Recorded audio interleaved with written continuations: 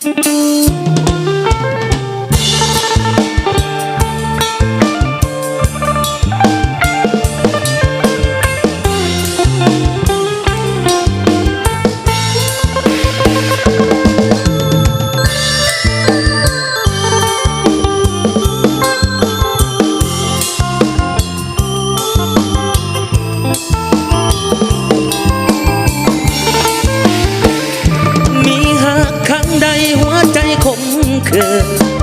มื่อน้องมีสาย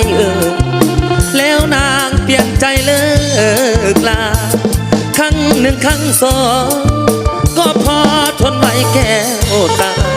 พอถึงครั้งที่นี่นะสิ้นความเมตตาเห็นใจขายข้างในนาส่งน้องเฮียนคู่เพื่อให้น้องสมตรูได้เป็นคู่อยู่เฮียงเคียงอายพอเฮียนจบแล้วแก้วตาก็มีหลายใจมีแฟนรถแข่งขันใหม่ลืมสายที่อยู่บ้านนาเขาว่าอกหักยังใครกว่าหักบอกเป็นคำนี้มันแฟนหลังแค่ได้พบเห็นแทบใจพวงบ้าสูญเสียเงินแล้วต้องมาสูญเสียน้ำตา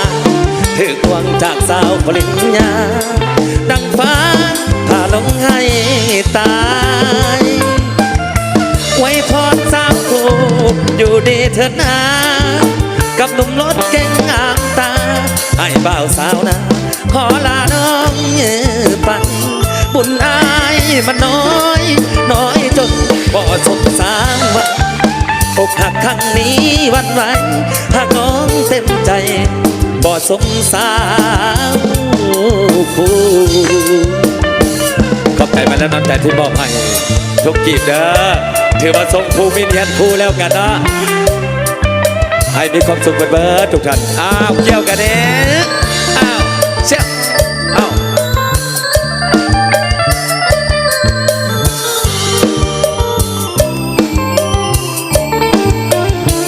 เขาว่า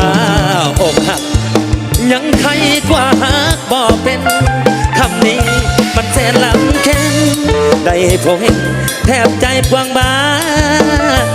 สูญเสียเงินแล้วต้องมาสูญเสียน้ำตาถือลวงจากสาวปริญญาดังฟ้าพาลงให้ตายไว้พรสาวคู่อยู่ดีเถิดนากับหนุ่มรถเก่งงามตาให้บ่าวสาวนะขอลาน้องไปบุญอายมันน้อยจนบ่สงสารไว้อกหักครั้งนี้วันไหวหากน้องเต็มใจบ่สงสารผู้ใดทานบ่ไม่ทานหรอกให้ไปสาวพันให้สาวเขาเด้อให้หลายได้หลายเด้อปีใหม่แล้วผู้ใดมีเงินเก่าเอาออกเบิดฮึบ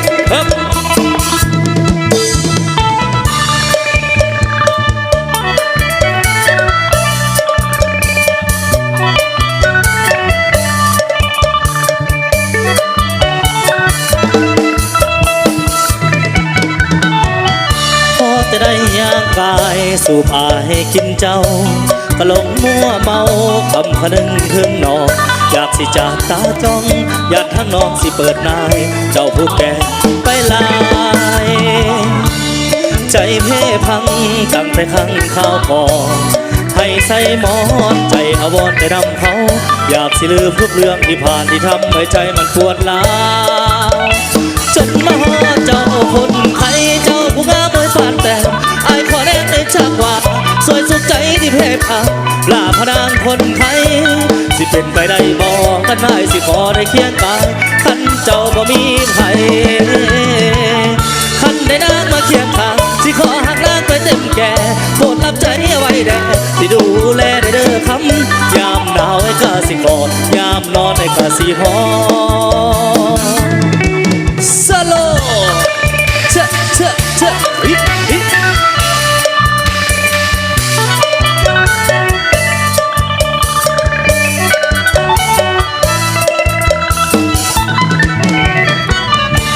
แต่ได้ย่างกายสู่อายกินเจ้าก็หลงมัวเมาคำขนึงถึงน้องอยากสิจับตาจ้องยานทางน้องสิเปิดนายเจ้าผู้แก่นไปลายโอ้เจ้าผู้งามมวยปานแต่อายขอแนมไม่จากว่าสวยสุขใจที่เพพังหน้าพนางคนไทยสิเป็นไปได้บ่ขันได้สิขอได้เคียงกายขันเจ้าบ่มีไผขันได้นางมาเคียงข้างสิขอหักนางไว้เจ็บแก่โปรดรับใจเอาไว้แด่ได้ดูแลได้เด้อคำยามหนาวไว้กาสิกอดยามนอนไอ้กาสิหอ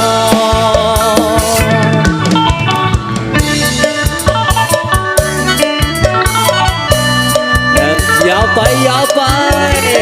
เชื่อเชื่อฮิฮิฮิ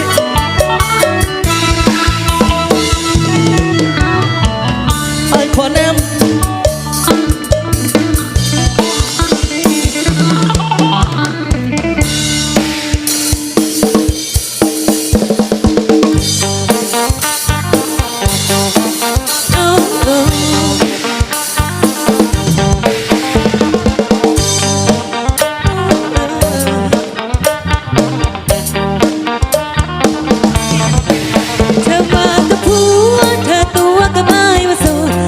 จะหัวมันคงสิโกรธอย่าโทษว่าอายเป็นคนบ่ดี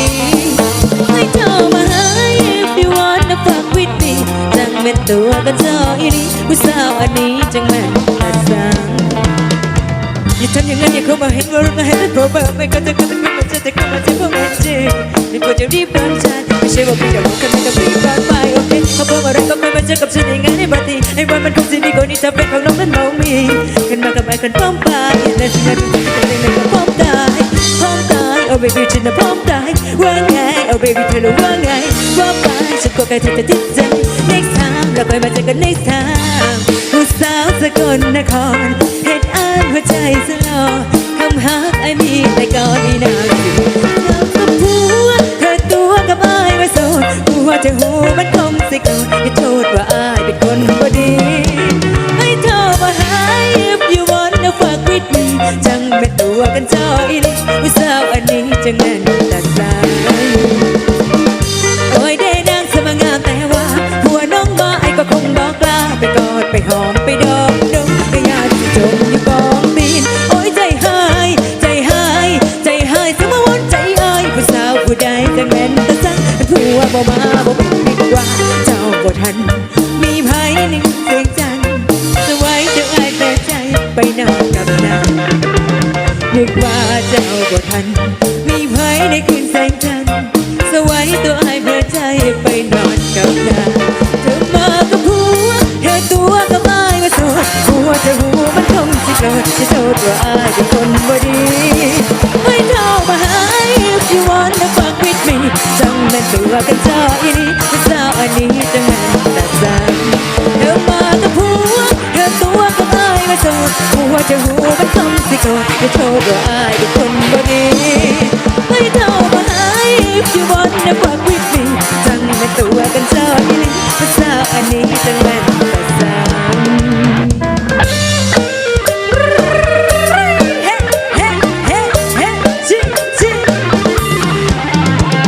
เสียงคนมีผัวเด้คนมีผัวมีแต่ผัวงามๆ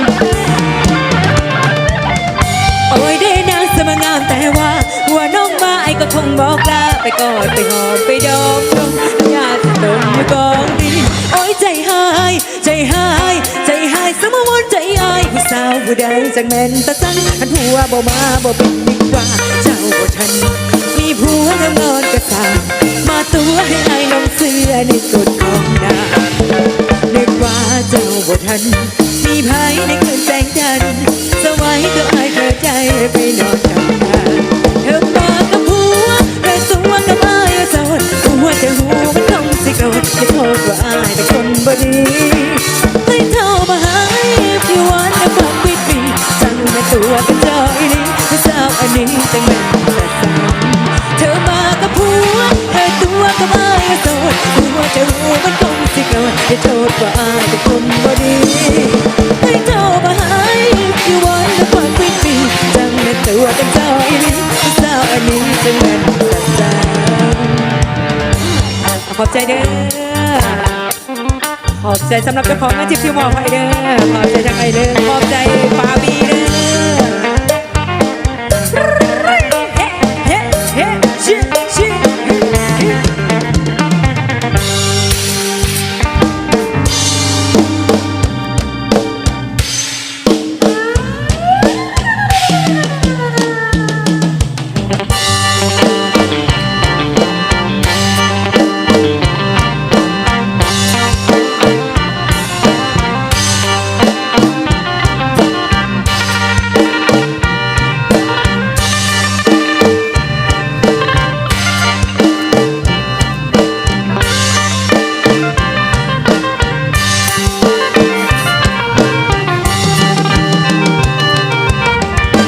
นางแมวเอ้ยขอสาวให้แน่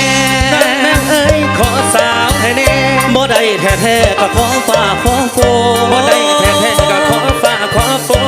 ขอน้ำมนต์ละลดหัวนางแมวขอน้ำมนต์ละลดหัวนางแมวห้องเงี้ยวเงี้ยวแอวขอนำจากฟ้าห้องเงี้ยวเงี้ยวแอวขอนำจากฟ้าบอกท่านว่าแผ่นดินอีสานบอกท่านว่าแผ่นดินอีสานแหล่งมานานละสาวบ้านเดือดหอแหล่งมานานละสาวบ้านเดือดหอดินอ่อนๆละแห้งแยกแตกเธอดินอ่อนๆละแห้งแยกแตกเธอคนสิเงือบก็ตายก่อนเด้อสู่คนสิตกก็ตายก่อนเด้อสู่ตกลงมาละฝนตกลงมาตกลงมาละฝนตกลงมาฝนบ่มาละเขาหน้าตายแห่ฝนบ่มาละต้นเสื้อตายแห่อีสายแรงสิอยู่จังไหนอยู่จังใดน้ำตาไหลแทนฝนโดนแล้วน้ำตาไหลแทนฝนโดนแล้วขอน้ำแมวแอลฝ่าขอโพขอน้ำแมวแอลฝ่าขอโพซอยรู้ตนคนบ้านหมูข่อยซอยรู้ตนละคนบ้านหมูข่อยไว้ตู่จอยก็อย่าบ่มีกินไว้ตู่จอยละอย่าบ่มีกินฟ้าได้ยินละปล่อยฝนมาซอยได้ยินละปล่อยฝนมาซอยอีสานคอยสิอยู่ซุ่มกินเย็นอีสานคอยสิอยู่ซุ่มกินเย็นเทลงมาละฝนละเทลงมาเทลงมาละฝนเทลงมาเทลงมาละฝนเทลงมา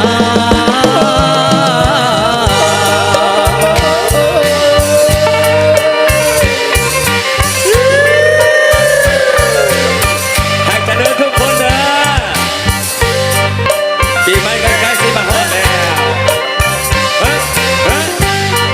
คนไหนบอกพ่อแม่คุยพ่อแม่พูดแสตกลงมาละฝนตกลงมาตกลงมาละฝนตกลงมาฝนบ่มาละเขาหน้าตายแห่ฝนบ่มาละเขาหน้าตายแห่เมืองเราแรงเสียอยู่จังใดเมืองเราแรงเสียอยู่จังใด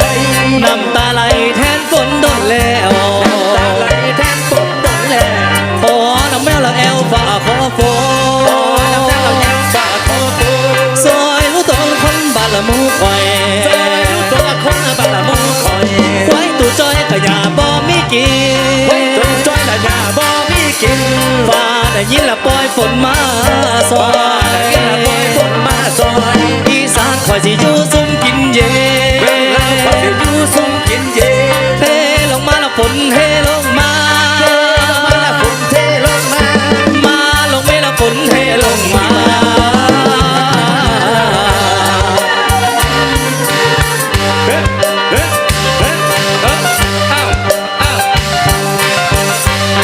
คิดหอดคุณถ่ายเสียดายผู้ดำเด้เนาะเอายิ้มครับปีใหม่เลยพี่น้องนะ